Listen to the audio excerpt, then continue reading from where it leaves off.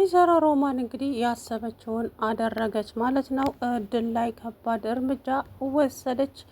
እድል እንግዲህ ከባድ ሁኔታ ላይ ትገኛለች። እሷና ሜላት ያቀዱት እቅድ ነበረ።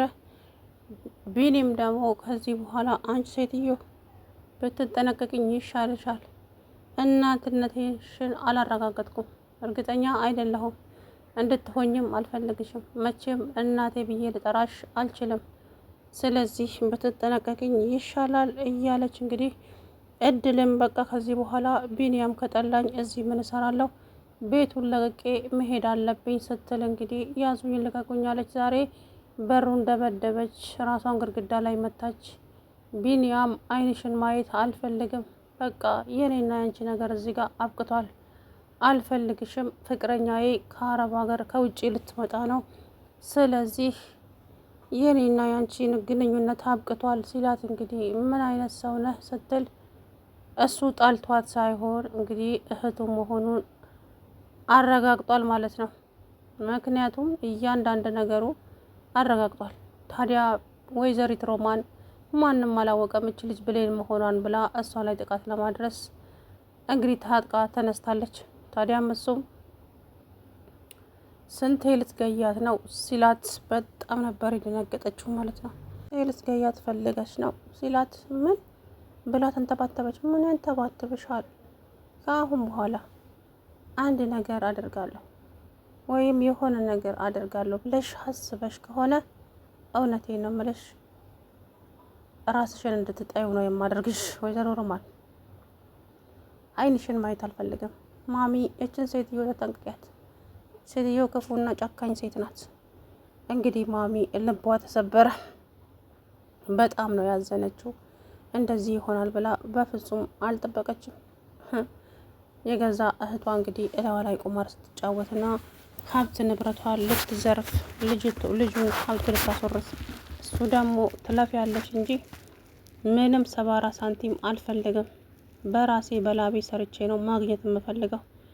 እማሚ ምንም ሳታጎልብኝ ነው ያሳደገችኝ፣ እንዳንቺ መች ወልዳ ጣለችኝ። ከዛ በኋላ እንግዲህ ተው እንጂ የኔን ችግር መቼ ተረዳኸኝና ነው? ለምን አትረዳኝም? ችግሬን መረዳት አለብህ። ዝጊ አንቺ ሴትዮ፣ ተናግሬያለሁ። ከባድ ነገር ነው የሚደርስብሽ ከዚህ በኋላ። እናቱን እንግዲህ ታዲያ ማሚ እኔ እድሌ ነው፣ ሰው አይወጣልኝም፣ ባመንኩት ሰው እከዳለሁ። ጭራሽ ሊባስ ብሎ በገዛ እህቴ፣ እሷ ልጄንም ነጥቃኛለች። እኔንም ደግሞ የሆነ ነገር ከማድረግሽ በፊት እኔ ራሴን አጠፋለሁ ስትላት፣ ተይ እንጂ እኔ እኮ ይሄን ያክል ጨካኝ አይደለሁም፣ እንዴት ነው የምታስቢኝ አለቻት። እውነት ጨካኝ አይደለሽም እንዴ? ጨካኝ እንዳንቺ አለ እንዴ በዚች ምድር ላይ? እንዳንቺ እኮ ጨካኝ የለም እዚች ምድር ላይ፣ ጨካኟ አንቺ ነሽ አለቻት። ከዛ በኋላ እንግዲህ ተይ እኔ የውስጤን ማን ያቅልኛል ስትል እንግዲህ እድልዬም ታዲያ ማሚ ትምህርት ቤት ሂጂ፣ ቃል ገብቻለሁ ላስተምርሽ፣ ቃሌን ማጠፍ አልፈልግም። እድል ስሚኝና ወደ ትምህርት ቤት ሂጂ። ማሚ አንቺን ብቻሽን ጥዬሽ አልሄድም፣ ሂጂ ብያለሁ፣ ሂጂ። እሺ ቁርስ ላብላሽና ቡና ላፍላልሽ። ምንም አልፈልግም፣ ተሰርቶ የቀረበ የተቀመጠ ነገር እራሳችን አቅርበን እንበላለን። አንቺ ወደ ትምህርት ቤት ሂጂ አለቻት። ታዲያ መንገድ ላይ ቁጭ ብላ ስቅስቅ ብላ ስታለቅስ አንዲት ጓደኛ አገኘች። እሷም እንግዲህ ጥሩ ትመስላለች ስታይ ማለት ነው። ለጊዜውም ይሁን አላቅም። ከዚህ በኋላ እንግዲህ እድል አሁን ጓደኛ ብታገኝም የቢኒ ነገር ውስጧን አቁስሏታል። እኔ ስላፈቀርኩት ፍቅሬን ስለገለጽኩለት ነው ወይ እንደዚህ እየጠላኝ? ቆይ ለምን እያለች እንግዲህ ማልቀስ ጀምራለች። እሱ ጠልቷት አይደለም እህቱ ሆና ስለተገኘች ነው እንጂ። ታዲያ ያንን ዲኤንኤን እንዴት አስመረመረችው? ለምን ሳታስመረምረው? የእሱን ጸጉርና የወይዘሮ ሮማንን ጸጉር ወስዳ እንግዲህ ማስመርመር አለባት ብዬ ተስፋ አደርጋለሁ ማለት ነው። ቢኒያም እርግጠኛ ነኝ ሮማን እናቱ ባትሆን ደስታውን ራሱ እንኳ አይችለውም። በጣም ነው የሚደሰተው። ስለዚህ እንግዲህ ቤቱን ለቆ ሄዶ ነበረ። ተመልሶ መጣ። በመጠጥ ራሱን አደነዘዘ። ሜላትም አብራው ሰክራ ተመልሰው መጡ። ወይዘሪት ገነት ምንም አይነት መልስ የላትም። በቃ ዝም ብላ ከማየት ውጪ አሁን ላይ እንደ በፊቱ ልጄ እንኳን ማለት ትታለች። ተስፋ ቆረጠች። ልጄን ነጠቅሽኝ ሮማን፣ ልጄ ብዬ የምጠራው ልጄን ነጠቅሽኝ። አይዘሮ አሁንም እኮ ልጅሽ ነው። የእህት ልጅ እንደ ልጅ አይደለም እንዴ? አይ እኔ ልጅሽን አሳድግልኝ ብትይኝ አላሳድግልሽም ነበር እንዴ? አንቺ ግን ለምንድን ነው እንደዚህ የሆንሽው? የቤተሰቦችን ንብረት በአንቺ ስም ዞሯል። ያንን ደግሞ ብቻሽን ነው እየበላሽ ያለሽው። እኔ ምንም የለኝም እያለች በእህቷ ንብረት አባቴ ሀሳቡን አቀረብኩለት እንጂ 75 ሳንቲም ከኪሱ አውጥቶ አልሰጠኝም። ለኔ ሀሳብ አቅርቤለታለሁ፣ እሱም ሀሳብ ሰጠኝ። በሀሳብ ረዳኝ እንጂ 75 ሳንቲም ከነሱ አልወሰድኩም ከቤተሰብ ውጭ። ግን እንዴት እኔ ላንቺ ክፉ ሰው ነኝ እንዴ? ሮማን እኔ ላይ ለምን እንደዚህ አይነት ጭካኔ ትሰሪያለሽ?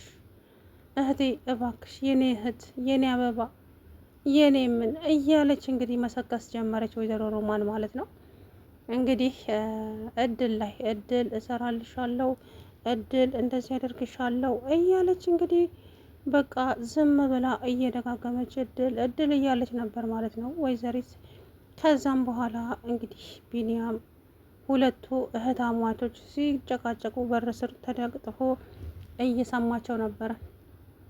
እኔ ልጄን ነው የምፈልገው፣ ልጄ ጋር ውሰጂኝ፣ ልጄን የት እንዳረግሻት አላቅም፣ ልጄ ጋር ውሰጂኝ እያለች እንግዲህ ማሚ እልቅሻዋን። ከዛ በኋላ ቢኒያም ይሄ ሁሉ ነገር አዳምጧል። ታዲያ አሁንም ተመልሶ አባባ ጋር ይሄዳል ቢኒያም። አባባም ደግሞ ያለውን ነገር ይነግሩታል። ያቺ አክስቴ ያልኳት ሴትዮ እናቴ ሆና ታገኝታለች አባባ።